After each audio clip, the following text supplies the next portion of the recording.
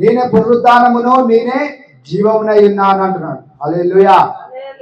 అంటే ఆయన ఇక్కడ లాజరును లేపినప్పటికీ వారు మరలా మర్చిపోయారు. అరే ఆయన నేనే పునరుద్ధానం అన్నాడు కదా, నేనే జీవం అన్నాడు కదా, మరి నేను ఎందుకు మరలా ఈ యొక్క సమాధి వద్దకు వెళ్ళి వెతుకుతున్నాను? ఆయన మృతులను 4 రోజులైనాక ఆ మృతుడైన లాజరునే లేపిన దేవుడు కదా, నేను ఏ విధంగా ఆయన మృతులలో వెతుకుతున్నాను, మృతులలో ఇంకా నేను ఎందుకు వెతుకుతున్నాను అనే మనసు వాళ్ళకి రాలేదు. అయినప్పటికీ ఆయన లాజరుని లేపినప్పటికీ వారు ఏం చేస్తున్నారు?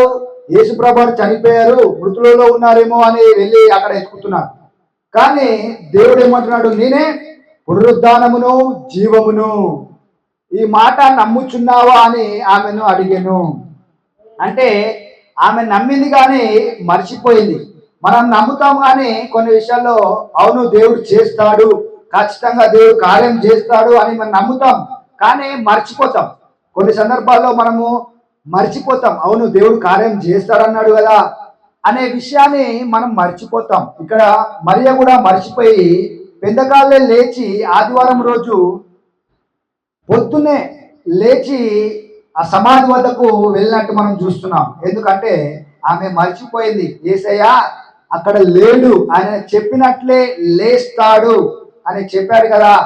ఈ మాటను నీవు నమ్మి ఉన్నావు కదా, నమ్మినప్పటికీ నీవు మర్చిపోయినావు.